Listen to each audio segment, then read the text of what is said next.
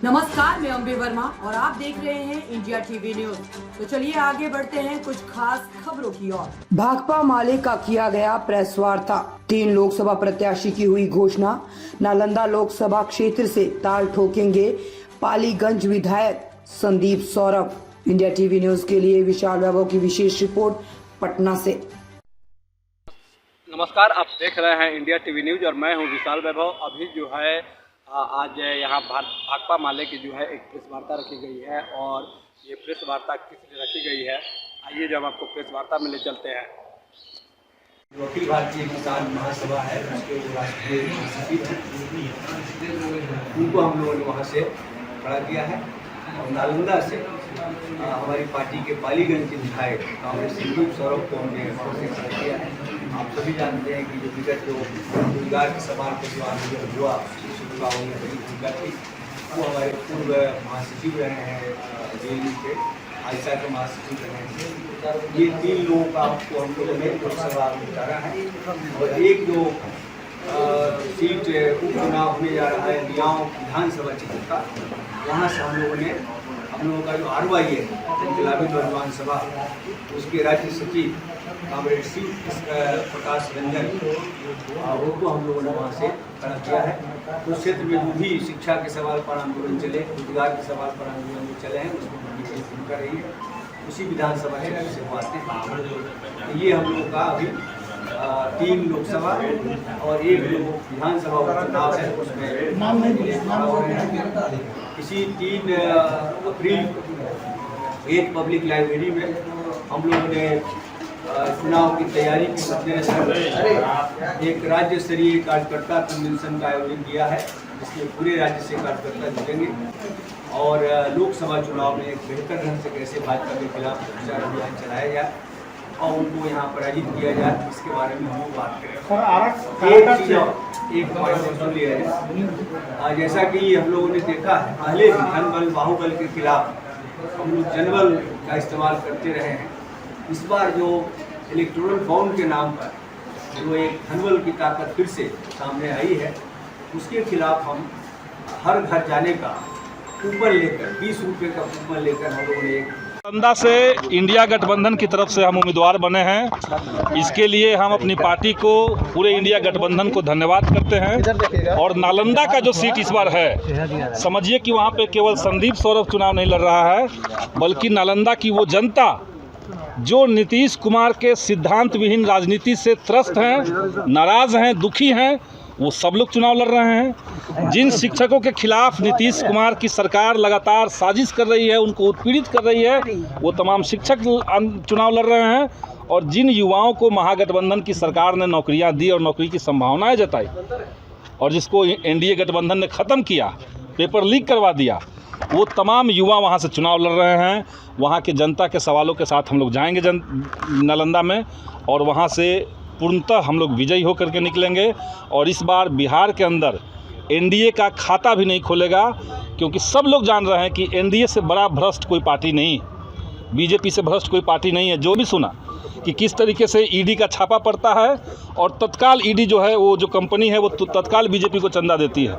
तो इस तरह की पार्टी जो जनता के पैसे को लूट रही है, यहाँ तक कि विदेश के पैसे भी लिए गए इलेक्टोरल बॉन्ड के माध्यम से, उनको सबक सिखाया जाएगा और इस बार देश में बीजेपी का पत्ता साफ हो जाएगा।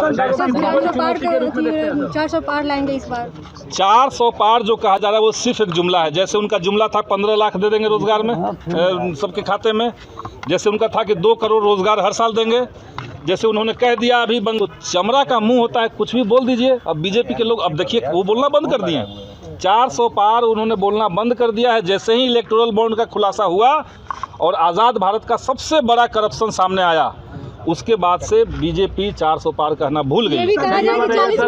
मात्र 5 सीट मिल रहा है, संतुष्ट हैं से आप? निश्चित तौर से देखिए इस समय सीट में किसको क्या मिला, किसको क्या नहीं मिला, ये मसला नहीं बचा। 9 सीटों का आप लोग मांग कर रहे थे, वो जो हो गया, हम लोगों ने 8 सीट की सूची दी थी, उसी के अंदर हम लोग चाहिए थे। विधायक है, हम लोगों ने चुनाव लड़ रहे हैं सर, इस पर कुछ बोलेंगे आप? बात हुई उसमें हमें 3 सीटें मिली और महागठबंधन की, इंडिया गठबंधन की व्यापक एकता के लिए और भाजपा के खिलाफ जो बड़ी लड़ाई है, उसको एक बड़ी कड़ा फाइट देने के हिसाब से हम लोगों ने 3 सीटों पर हम लोगों ने सहमति दी।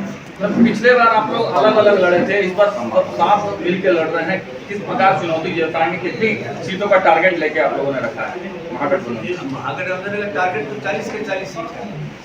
हम तो 40 सीट पर ही पूरा का पूरा 1-1 फाइट है, आमने सामने की लड़ाई है। भाजपा 19 की हालत में नहीं है और 19 में उनको इस ढंग से कोई इंडिया गठबंधन चुनौती उनके सामने नहीं है और भाजपा की हालत 10 वर्ष के शासन में उन्होंने देखा है, इसलिए उन्होंने झूठ का बंदा शुरू किया है और इसलिए इस बार निश्चित रूप से 40 की 40 सीट कर देंगे। हम उम्मीद करते हैं कि हम बड़ी साधु श्रमिक नहीं है तो स्कीम उनको मामूली राशि पर सटाया जा रहा है। शिक्षा की हालत ऐसी हो गई है, नई शिक्षा नीति है, उसका जिस तरह से डिजिटलीकरण और संभालीकरण हो रहा है तो आगे आने वाले समय में गरीब परिवार के बच्चे शिक्षा बड़ी चुनौती देश के सामने है। ऐसे दौर में चुनाव हो रहा है, चुनाव के पहले चरण नामांकन का काम खत्म है, दूसरा चरण में लोग आज है, चुनाव प्रचार भी शुरू है और हम लोग भी पहले हम लोग बताए ऐसे ही प्रमुख मुद्दों के साथ हम लोग कर रहे हैं और बिहार में खासतौर से न्याय का सुधार हुआ है। हमारे जो विरोध विधायक हैं उनके साथ जो हुआ और उनके साथ साथ पूरे देश को कारावास की सजा दी गई है, तो ये न्याय का संघार है। बड़े बड़े जनसंहार हुए उसमें सब बरी है और झूठे मुकदमे में विधायक को फंसाया जा रहा है। ये सब एक बड़ा एक लोकतंत्र पर, एक यहाँ की लोकतांत्रिक संरचना पर, ढांचे पर एक बड़ा हुआ है। इन सब सवालों के साथ तो जैसा कि आपने देखा, लोकसभा चुनाव को लेकर तमाम पार्टियां जो है अपने अपने उम्मीदवारों की घोषणा कर रही है, चाहे वो राजद की बात करें या फिर लोजपा रामविलास की बात करें या भारतीय जनता पार्टी की बात करें। भारतीय जनता पार्टी के उम्मीदवारों की घोषणा काफ़ी पहले हो चुकी है, राजद भी कई जगह से अपने उम्मीदवारों की घोषणा कर चुकी है। तो वही महागठबंधन के घटक दल जो है भाकपा माले, ये जो है आज 3 प्रत्याशियों की घोषणा किया और इसी क्रम में पालीगंज के विधायक संदीप सौरभ जो है नालंदा लोकसभा से जो है वो चुनाव लड़ने जा रहे हैं। तो कहीं ना कहीं आज उसी के लिए जो है ये भाकपा माले का जो है ये प्रेस वार्ता रखा गया, जिसमें संबोधन के दौरान 3 प्रत्याशियों के नाम की भी घोषणा की गई। तो हम कह सकते हैं कि स्पष्ट रूप से कि अब जो है सभी पार्टियां लगभग जो है चुनावी रंग में काफ़ी ही रंग चुके हैं और देखना है कि लोकतंत्र के इस महापर्व में जनता किनका साथ देती है। फिलहाल के लिए आप बने रहिए इंडिया टीवी न्यूज़ के साथ। इंडिया टीवी न्यूज़ के लिए विशाल वैभव, पटना।